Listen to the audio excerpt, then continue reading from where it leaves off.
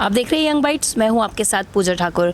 आज के हमारे आइडियाज़ एक्सचेंज के प्रोग्राम में मैं आपको मिलवाने जा रही हूं कांग्रेस के स्टेट जनरल सेक्रेटरी सेवादार संजय मन्हास जी से। जी, आपका बहुत बहुत स्वागत है यंग बाइट्स में। जी धन्यवाद। जी, जिस तरह से अगर आपकी बात की जाए, कांग्रेस की बात की जाए, तो सबसे पहले आपने कांग्रेस का दामन कब थामा? कांग्रेस में मैं सक्रिय हुआ हूं 2013 से। जी, 2013 से इस वक्त 2019 तक कंप्लीट राजनीति कर रहे हैं और कांग्रेस के साथ में चल रहे हैं। कांग्रेस की आइडियालॉजी के साथ में जुड़े हुए हैं और कांग्रेस का परचम जो है वो लहराने का जो मेहनत और जो संकल्प हम लोग लिए बैठे हैं वो इस वक्त हमारा कार्यक्रम चल रहा है। जिस तरह से आपने बताया कि 2013 से आप कांग्रेस से जुड़े हैं, अभी तक की क्या क्या उपलब्धियाँ आपकी? देखिए, क्योंकि मैं बहुत मध्यम एक अपने घराने से ताल्लुक़ रखता हूँ और मेरे कोई फोर फादर्स जो हैं वो इस राजनीति के अंदर नहीं हैं, क्योंकि हम एक गांव से बिलोंग करते हैं और गांव की जो हमारी जो समस्याएं रहती हैं किसी भी देहात की, तो उन समस्याओं को लेकर हम लोग इस सक्रिय राजनीति के अंदर जो हैं वो आए हुए हैं।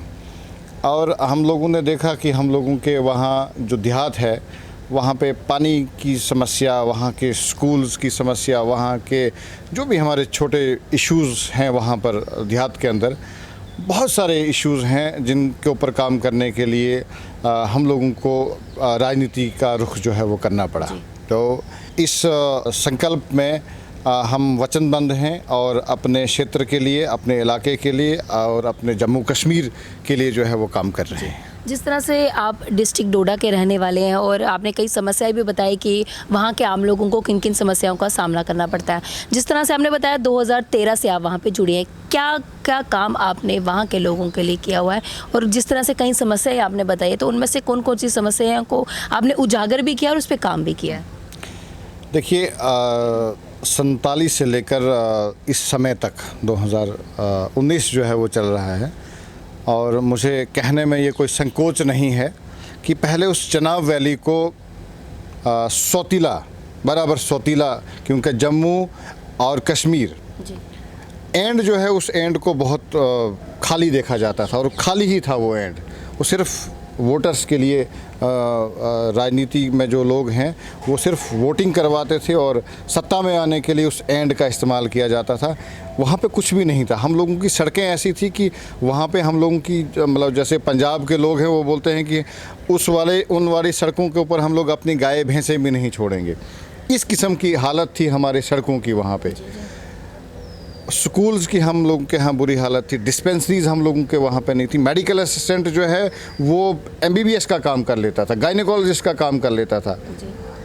लेकिन जिस समय गुलाम नबी आज़ाद साहब जम्मू कश्मीर के चीफ मिनिस्टर बने तो उन्होंने मखसूस, मैं चनाब वैली ही नहीं बल्कि पूरे जम्मू कश्मीर के अंदर एक डेवलपमेंट का एक रेवोल्यूशन लाया और जम्मू कश्मीर के तीनों खित्तों को उन्होंने बराबर से जो है वो हैंडल किया और तीनों खित्तों को बराबर रिप्रेजेंटेशन जो है वो उन्होंने दी।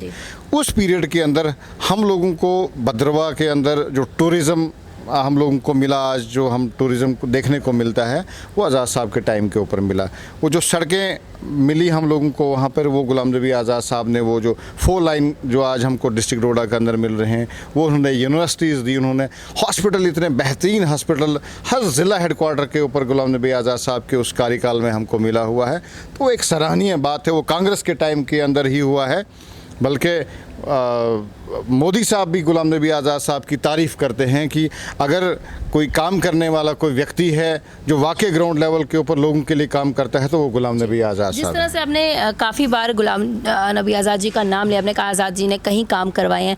बीइंग अ जनरल सेक्रेटरी, आपने खुद से क्या कंट्रीब्यूशन दिया है अपने जो आपके डोडा डिस्ट्रिक्ट है उसके लिए? देखें, डोडा डिस्ट्रिक्ट में जब से मैं अपने चनाब वैली का जब इंचार्ज बना तो जिस विंग के अंदर मैं हूँ, कांग्रेस की विंग के अंदर, उसका नाम है कांग्रेस सेवा दल, जैसे आपने खुद ही बताया, और मैं उसका आज की डेट में जनरल सेक्रेटरी भी हूँ। तो कांग्रेस सेवा दल जो है वो बैकबोन है कांग्रेस की। कांग्रेस सेवा दल जो है वो, उसका काम है कि ग्राउंड लेवल के ऊपर पार्टी की नीतियों को ग्राउंड लेवल तक में लेके जाए, बूथ लेवल तक में कांग्रेस पार्टी को मजबूत बनाया जाए। तो उस संकल्प में मैं हमेशा लोगों के बीच में ग्राउंड लेवल तक में, तहसील लेवल तक में और बहुत डीप तक में मैं कांग्रेस का प्रचार, कांग्रेस के लोग कांग्रेस की आइडियालॉजी जो है वो लोगों तक मैं पहुंचाता हूं और लोगों को कांग्रेस पार्टी के साथ में जोड़ने का पूरा प्रयास अपनी ओर से करता हूं। और जहां पे भी मेरी आवश्यकता मेरे लोगों को होती है, मेरे से संपर्क होता है और मैं हमेशा उन लोगों के लिए काम करता हूं। और इसके आगे भी मैं हमेशा अपने लोगों के लिए, अपने स्टेट के, अपने इलाके के, अपने चनाब वैली के लोगों के लिए हमेशा काम करता जिस तरह से रहूँगा। जम्मू कश्मीर में राष्ट्रपति शासन जो है वो एक्सटेंड कर दिया गया है और असेंबली के इलेक्शन की अगर बात की जाए तो काफ़ी देर से अटकलें लगाई जा रही थी कि चुनाव जो है जल्द से जल्द करवा देने चाहिए। आपका क्या कहना है इस पर? देखिए, हिंदुस्तान जो है वो एक लोकतांत्रिक देश है, डेमोक्रेसी है हिंदुस्तान के अंदर, और जम्मू कश्मीर भी उसी भारत का एक अटूट अंग है। और राजनीति जो है वो इलेक्शन चुनाव जो हैं वो अपने निर्धारित समय के ऊपर होने चाहिए थे, लेकिन बहुत विडंबना है कि ये बीजेपी और पीडीपी की सरकार जो इस 2.5-3 साल के कार्यकाल में जम्मू कश्मीर के अंदर रही, उन्होंने एक दूसरे का समर्थन जो है वो वापस लिया और लोगों ने जो मैंडेट इन दोनों पॉलिटिकल पार्टीज़ को दिया हुआ था उन लोगों के साथ में उन्होंने विश्वासघात किया। दोनों पीडीपी भी और भारतीय जनता पार्टी के विधायक जो दिए हुए थे। तो अगर जम्मू कश्मीर में आने वाले समय में असेंबली इलेक्शंस में कांग्रेस अगर जीतती है तो सबसे बड़ा क्या ग्राउंड लेवल पे वो काम करेगी लोगों के लिए, जम्मू कश्मीर के जो निवासी रहने वाले उनके लिए? देखें, पहले भी कांग्रेस फुल मेजॉरिटी में तो जम्मू कश्मीर में मुझे नहीं लगता है कभी आई है। मुझे जितना समझ है इस राजनीति का, कोलिशन में ही हम लोग रहे हैं, लेकिन फिर भी कांग्रेस का जो भाग रहता था, कांग्रेस का जो हिस्सा रहता था, वो कांग्रेस ने बड़ी बेबाकी के साथ में असेंबली के अंदर भी रखते थे और लोगों के हित की भी बात होती थी। तो आने वाले समय में भी जम्मू कश्मीर के अंदर सबसे बड़ी बात यह है कि देश की, जम्मू कश्मीर की एकता और अखंडता को हम लोगों ने मजबूत रखना है। जो पिछले कई सालों से कांग्रेस का एक इतिहास रहा है कि जम्मू कश्मीर और हिंदुस्तान की अखंडता और एकता को हम लोगों ने बरकरार रखना है। आने वाले समय में क्या लगता है कांग्रेस के साथ गठबंधन कर सकती है? अगर कर सकती है तो वो कौन सी पार्टी होगी? देखिए, अभी तो पूरे हिंदुस्तान के अंदर प्रियंका जी जो पार्टी की महासचिव हैं, उन्होंने ये निर्णय लिया हुआ है कि हम किसी भी पॉलिटिकल पार्टी के साथ में गठबंधन नहीं करेंगे। लेकिन यदि कोई समय आ जाता है ऐसा और किसी पॉलिटिकल पार्टी के साथ में जो कांग्रेस की आइडियालॉजी के साथ में पॉलिटिकल पार्टी रिलेट करेगी, उसके साथ में हम लोग गठबंधन कर सकते हैं। जो कांग्रेस की आइडियालॉजी के साथ रिलेट नहीं करेगी, उसके साथ कांग्रेस पार्टी जो है वो गठबंधन नहीं कर सकती है। जिस तरह से डिस्ट्रिक्ट डोडा के आप रहने वाले हैं, अभी भी कुछ ऐसे टूरिस्ट स्पॉट है जो अभी तक एक्सप्लोर नहीं हुए हैं। कांग्रेस सरकार आती है, सबसे पहले वो क्या किन चीज़ों को एक्सप्लोर करना चाहिए? देखिए, डिस्ट्रिक्ट डोडा के अंदर जो भी इस वक्त टूरिज़्म का जितना भी नेटवर्क है, खलैनी टॉप है, लाल द्रमन है, या भद्रवा पदरी वगैरह, जो आज की डेट में जो जगहें फेमस हुई हैं वो कांग्रेस के टाइम के ऊपर ही हुई हैं। और अभी भी बहुत सारी प्लेसेस ऐसी हैं, बहुत सारी ऐसी खूबसूरत जगहें हैं, इतनी हसीन वादियाँ हैं कि आप पहलगाम वगैरह और स्विट्ज़रलैंड को भी भूल जाएंगे अगर उन जगहों को डेवलप किया जाए तो। लेकिन अब वो सरकार जब जिसकी बनती है आगे, तो उस सरकार में जो लोग होंगे, हम उनसे, अगर कांग्रेस की सरकार आ जाती है तो फिर तो हम लोग कांग्रेस के जो मंत्री होंगे या जो भी होगा उनसे हम बात करेंगे और वहाँ के डेवलपमेंट के लिए काम करेंगे हम लोग। 370 और 35A की बात की जाए तो भारतीय जनता पार्टी के मैनिफेस्टो में ये दो बातें जो है मुद्दों की बात की गई थी। आपका क्या कहना है कि 370 आने वाले समय में हटेगी या रहेगी? देखिए, धारा 370 जो है वो जम्मू कश्मीर के लिए एक विशेष राज्य का दर्जा जो है वो इस आर्टिकल 370 के तहत हम लोगों को मिला है। बाकी स्टेट्स जो हैं वो ये दर्जा पाने के लिए, विशेष दर्जा लेने के लिए संघर्ष करती हैं। हम लोगों को विदाउट संघर्ष किए हुए ये दर्जा जो है ये मिला हुआ है, प्राप्त है हम लोगों को। ये महाराजा हरि सिंह जी के टाइम के ऊपर हम लोगों को ये दर्जा जो है वो मिला हुआ है। अब भाजपा जो है ये बोलते हैं कि हम लोग जो है आर्टिकल 370 को ख़त्म करेंगे। आप मुझे बताएं, 2014 का चुनाव जो है वो इसी आधार के ऊपर लड़ा इन्होंने कि हम अगर सत्ता में आते हैं तो हम लोग आर्टिकल 370 को ख़त्म करेंगे, धारा 370 को ख़त्म करेंगे। फिर जम्मू के लोगों ने एक मैंडेट दिया और 27-28 सीटें जो हैं वो भाजपा के लोगों को यहाँ से दी एक क्लियर मैंडेट जो है दिया। ये लोग आर्टिकल 370 के ऊपर कोई बहस जो है वो असेंबली के अंदर नहीं ले आ पाए। इस वक्त भी ये लोग जो हैं वो अब चुनाव जो है वो नज़दीक आने वाले हैं, एक हवाओं में बात कर रहे हैं। आर्टिकल 370 जो है जी हम तोड़ रहे हैं। मीडिया के द्वारा जो है वो इस चीज़ को बहुत विखान किया जा रहा है कि हम आर्टिकल 370 को जो है वो तोड़ रहे हैं। और दूसरी तरफ से अमित शाह जी के दिल्ली के ऑफिस से एक मैसेज आ जाता है कि हमने इस प्रकार से कोई भी नीति जो है उस वक्त तक अभी नहीं रखी है कि हम आर्टिकल 370 के बारे में बात करेंगे। लेकिन जिस वक्त इन लोगों को सरकार बनाने की बात आ जाती है, पहले तो लोगों से मैंडेट मांगते हैं आर्टिकल 370 के ऊपर।